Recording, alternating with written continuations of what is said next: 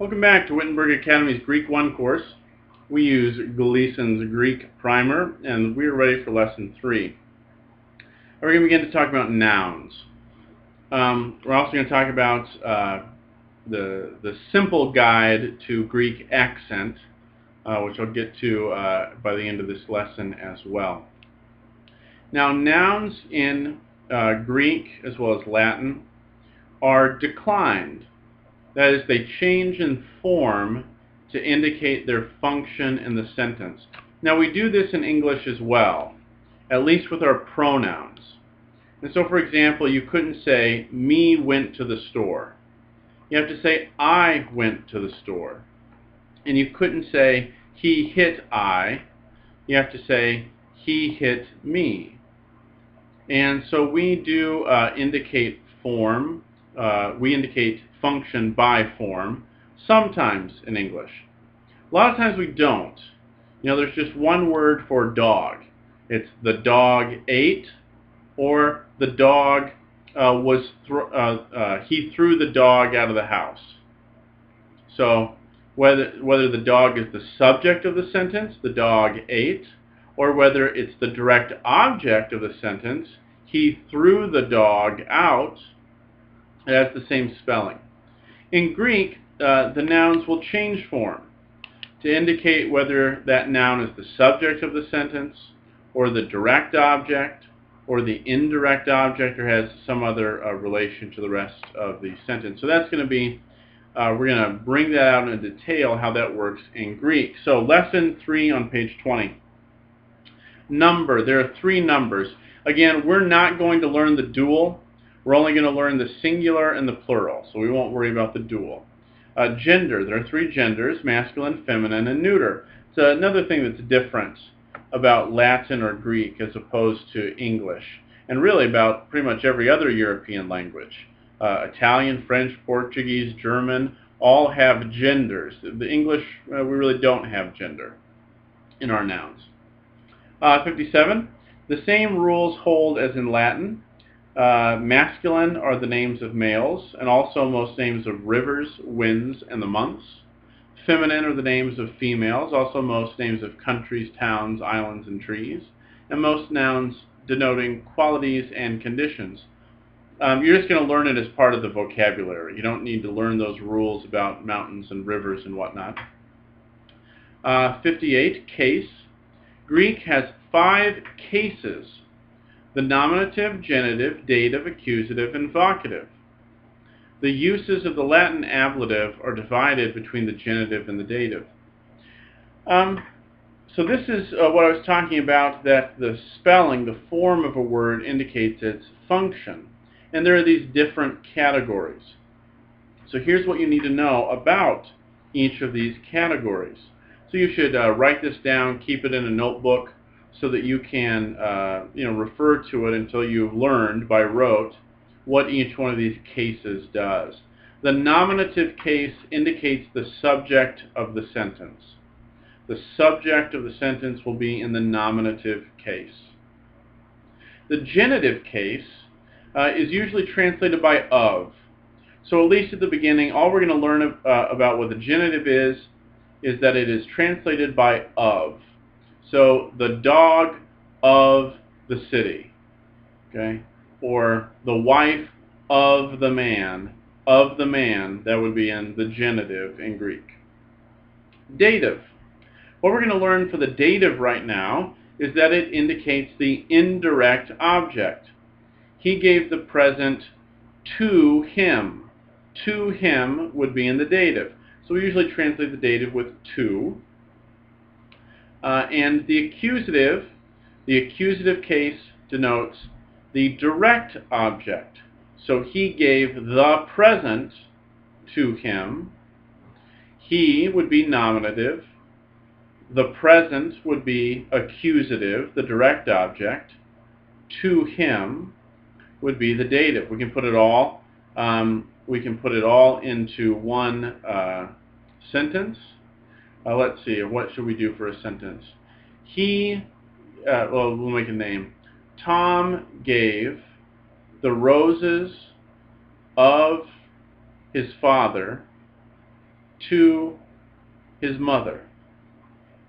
Tom gave the roses of his father to his mother, to Sally. We'll give her a name even, to Sally. There we've got all the cases in there. Tom is the subject, he'd be the nominative. Tom gave. What did he give? The roses, that's the direct object. Tom gave the roses. The direct object, roses, would therefore be in the accusative. The accusative denotes the direct object. Tom, nominative, gave the roses, accusative, of his father. Of, the of case is the genitive. To Sally. Dative, to Sally. Indirect object. Nominative, subject. Genitive, translate it with of. Dative, indirect object. Accusative, direct object. The vocative, we're actually going to have you cross that out of the paradigm. We're just going to learn the forms for the 4 cases. Why? Well, because the vocative is often very similar to the nominative. It's hardly ever used, and it's always very recognizable when it is used. So we're just going to learn nominative, genitive, dative, accusative. Nominative, the subject. Genitive, of. Dative, indirect object. Accusative, direct object. All right, the omicron declension. The stem ends in omicron, sometimes lengthened to omega. Nouns in os are generally masculine, sometimes feminine. Those in on are neuter. So here are 2 words, doulos and logos. So take a look at, well, first let's start with doulos. Doulos, doulou, doulo, doulon, and then we're crossing out the vocative. Douloi, doulon, doulois, doulous. Cross out the vocative. So if we look at just the endings, os, u, o, on. Note that dative singular has a iota subscript. Os, u, o, on. And then the plural endings, oi, on, ois, us. Now let's talk about the accent of nouns. The accent of nouns. When you have a noun, the accent of the nominative singular. So here, doulos. What accent does that have? It has that circumflex over the upsilon. That is the normal accent of that noun. That noun always wants to keep that accent. And it will keep that accent unless the last syllable becomes long. If the last syllable becomes long, you will get an acute accent on the second to last syllable. So again, noun accent, in other words, is persistent. It always wants to keep the accent it had in the first place, in the nominative singular. But if the last syllable, the ultimate, goes long, then it will change to an acute accent on the second last syllable. So look at the nominative singular for doulos, and now look at the genitive singular, doulou. The last syllable, u, is long, so it gets an acute accent on the second last syllable. So far, piece of cake. That's noun accent in a nutshell. There'll be a few other things to add to that, but for now, that's all you need to know about accent. And you need to practice these endings until they come out your ears. Os, u, o, on, oi, on, ois, us. You need to write them out on a card. Write out one card with the full form of doulos, doulou, doulo, doulon, douloi, doulon, doulois, doulous. Write out another card just with the endings. Os, u, o, on, oi, on, ois, us. Practice saying them out loud. Practice writing them down until your mother could wake you from sleep at 2 o'clock in the morning and say, give me the endings for doulos. Os, u, o, on, oi, on, ois, us. Give me the accusative plural form of doulos. Doulous. Give me the dative plural form of doulos. Doulois. Just got to come to you that easily. Practice, practice, practice. Can't emphasize that enough. And then notice the form logos. That's the accent it always wants to have with that acute on the second syllable. Well, it's going to keep it all the time. Because the rule about accent is if the last syllable goes long, you get an acute accent on the second last syllable. So, logos, logu, logo, logon, logoi, logon, logois, logus. Piece of cake. Now, note the next word, ha, sophos, anthropos. Ha, sophos, anthropos. The wise man. So you're also learning here the word for the. That's called the definite article. The definite article means the. And the forms of that are ha, tu, to, ton, hoi, ton, tois, tus. So you notice there's simply the ending. And in the nominative, it's the ending has a rough breathing mark. And the nominative singular doesn't have the full ending. It just has the ha, not has. Ha. And then the rest of them are simply the endings with a tau in front of it. Ha, tu, to, ton, toi, ton, tois, tus. Whereas your endings are os, u, o, on, oi, on, ois, us. And note the accent of ha, tu, to, ton, hoi, ton, tois, tus.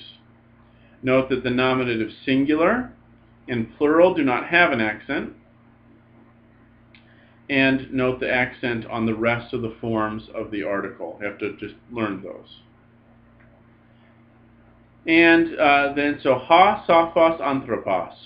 Tu, sophu, anthropu. To, sopho, anthropo. Okay. So look at the endings, look at the accent of anthropos. That's the accent it will want to keep because it is a noun, anthropos. And